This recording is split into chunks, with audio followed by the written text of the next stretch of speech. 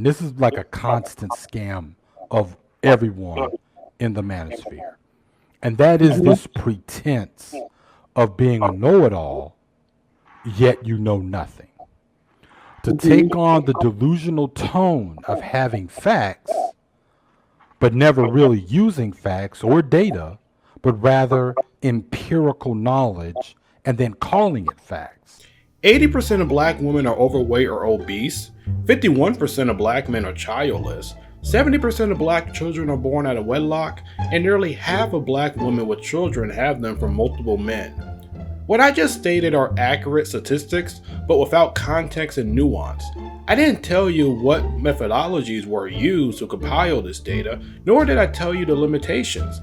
I just cited statistical data without explaining the intricacies. And this is a misleading tactic the Black Manosphere regularly employs. I've said numerous times that members of the Black Manosphere and their followers are intellectually lazy.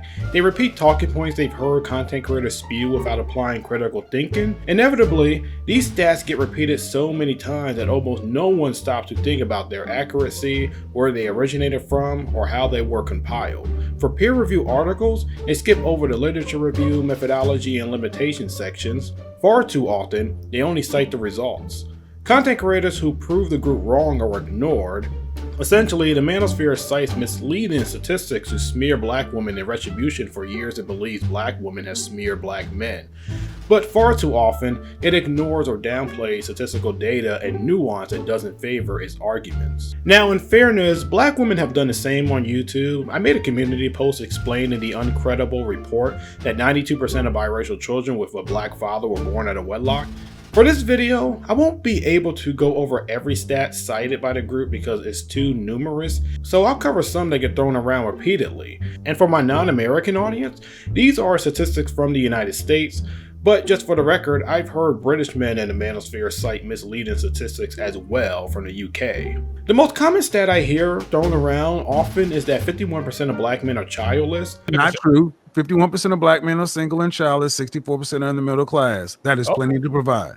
Okay. Blackdemographics.com, black stats by black people for black people. This one's gonna hurt.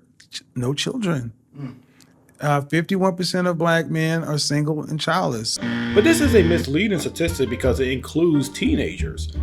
According to the US Census, about 3% of black men between the ages of 15 and 19 had children, which is higher than all other racial and ethnic groups. About 25% of black men between 20 and 29 have children, which is the second highest, right behind Latino men. But once black men are in their 40s, around 80% had children.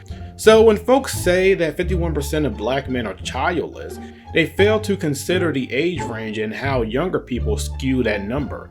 Again, this is another example of citing statistics without context, but the Manosphere cites this as a way to prove that black women are reproducing with a minute number of black men. Another stat thrown around is the multiple partner fertility rate.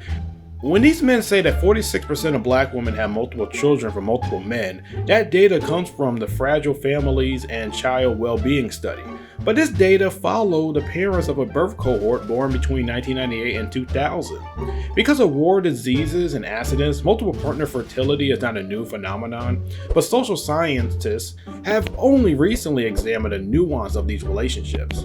A person can certainly have children from two different men within wedlock. Nonetheless, there's no data collected that serves as a representative sample because the constraints of data and subpopulation estimates vary widely. The 2014 survey of income and program participation was a nationally representative panel study of individuals and households who directly asked a question about whether a person was a multiple partner fertility. It showed that 10% of all US adults fit that classification. Other stats these men throw around demonstrate intellectual laziness. As one of my subscribers pointed out, there are men who believe that the out-of-wedlock birth rate automatically means single motherhood, which ignores cohabitating couples with children in various household arrangements. There is also a claim that black women are sexually careless and promiscuous because they have higher rates of STD compared to their male counterparts. Look at the age rate. There's a lot of sisters who went for those guys, the so-called thug dudes come home from jail. They were in there dealing with men, and they come out with the germ, and that's why the age rate is so high. When you find out that a man likes men, you already know his chances of giving you HIV or AIDS is astronomically high. But the reality is that women of all races and ethnicities have higher STD rates than their male counterparts because of anatomical differences. Additionally, the CDC largely pulls data from low-income African Americans, a group less likely to have knowledge and access to contraceptives, so it's accurate but not truly a representative sample. And of course, they conflate percentages reported by the CDC with the collective of all black women. Then, well, I'm gonna tell you something else. They don't realize they have a 50% herpes rate. That eliminates a big amount of them from getting married. I'm not marrying no herpes. And how could I conclude this video without mentioning their favorite statistic to go to, the obesity rate? When 4 out of 5 of our sisters are overweight, It's common knowledge that the BMI chart has numerous flaws, one being that it measures people on European standards and it doesn't take into account body fat and muscle. Black women, on average, have more body mass than white women.